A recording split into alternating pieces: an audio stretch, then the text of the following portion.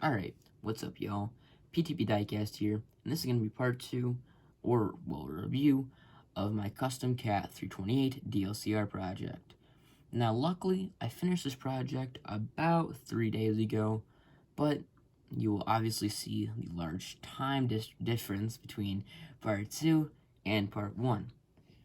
Reason A is because I completely restarted this project, and reason B is I completely lost motivation for the project. So, pretty much shortly after that video was posted, I just completely lost motivation for it, like almost like a snap. So, it sat on this workbench for about a month. I then got sick of looking at it, so I stripped the paint, cracked out all the filler, and, well, completely restarted it. Now, I'd say it probably took about a month of on and off work to get it where it is now, and I am very, very happy with how it turned out. Now, I guess you could say the biggest elephant in the room, and something that is definitely noticeable, is the discoloration between the body and the boom. Now, I'm not going to take full blame for this one, because the cat boom definitely is a little bit darker, but who am I to say? So, the problem will be fixed whenever you get it in the actual lighting.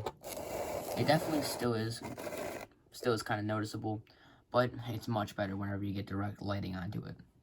Alright, now let's just get the camera and all that back set up. Beautiful.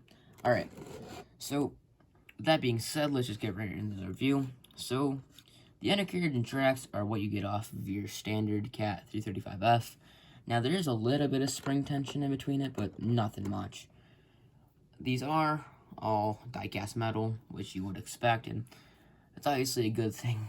You don't want to have it plastic. Now, with the cab, I did leave it stock, and surprisingly enough, that is what you see on most Cat 328 DLCRs. And, well, I'm very fortunate about that.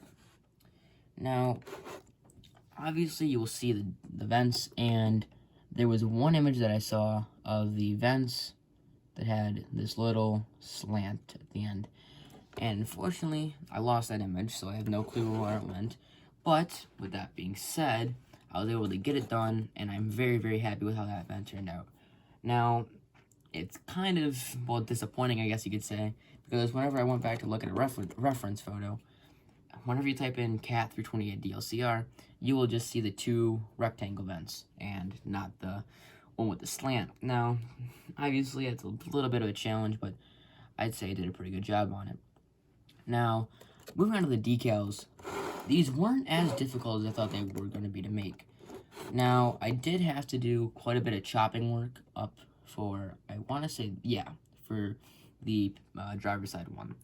Although, it definitely did turn out pretty nice, and obviously straight thanks to the body panels, which is obviously a good thing.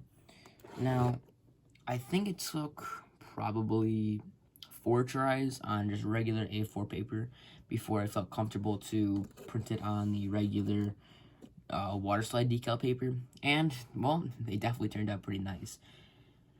Now, moving on to the counterweight, on the stock 335F, it is, well, there is a divot right from probably about here to here, and it goes in kind of like a V pattern of where the cat logo is. On the 328, it is a completely smooth counterweight, and then the cat logo is towards this little, I guess you could say, body panel.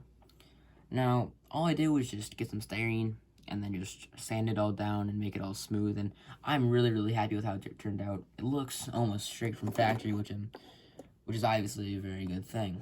Now, moving on to the blind side, this is the one side where it turned out alright, but there definitely is a few noticeable problems. Now, one, it is kind of hard to get into the light. Okay, there we go, perfect. So, you can see that the paint bubbled, and it wasn't like your regular bubble. It was kind of just like, they aren't, you can't even like really feel them, but they're obviously still noticeable, and I'm not quite sure what caused it, but you just can't feel them, but they're obviously there, and that definitely is pretty annoying, but, you know, it is what it is. So, the blind side, should I say, decals turned out pretty damn well, and from what you hear, I am very, very happy with how the decals came out. It took about a day to get everything figured out, but obviously, I learned from my mistakes in 321 CLCR, and just took my time on them and, well, got them straight. Now, I didn't do that much work to the blind side. All it really was just fixing up this step, because on the normal 335, it goes out till about here, and it's just a different design from the 328. Obviously, I got that fixed, just took some styrene, just sanded it down, got everything, you know, all lined up, and turned out not bad. Now, the handrail, well, should I say, first off, the step. Now, from what I've seen, the 328 only has one step down here, which was obviously a lifesaver, so that just means I could fill the two other holes and call it a day. Now, the handrail is something that definitely threw me for a loop. So, off of different reference photos, some are right next to the step, and then some are a little bit out here. I just chose to be right next to the step, just because it's easier and more attachment points for the glue, so it would be stronger. But it definitely did throw me for a little bit of a loop, because I'm going to guess the camera can catch it. There's a big slant from where it is mounted to the step, but surprisingly enough, it is how it is on the real machine. Now, I did buy this, well, originally, the 335F. I got a great deal from my buddy Jaden down in Oregon. I'll link all his stuff down in the description. So I'll link his Instagram and his YouTube. Definitely worth checking out. And I'm pretty sure he just uploaded a new review or something like that, but definitely worth checking out. So obviously it's still your stock 335F boom. Now I did buy it with I think I want to say one broken cylinder, so I just completely replaced them. And I want to say these are off of a Joel Cat 225 or something like that, but either or, they still work and they still do the job. So they aren't as stiff as I would like them to be, but this right here is your maximum lift angle, and then it is strong enough to hold up the machine itself, just like such. Obviously, it isn't all that high, but it's better than nothing. Now, the bucket I got from my buddy Clay. I'll also link all his stuff down. Definitely worth checking out as well. And the quick coupler is just right off your standard Cat 330 or 336. Now, your curl-in angle is pretty good. I don't have a lowboy with me, but, you know, it's just your stock 335 pretty much. So, it is pretty good. Now, I am very, very happy with how this project turned out.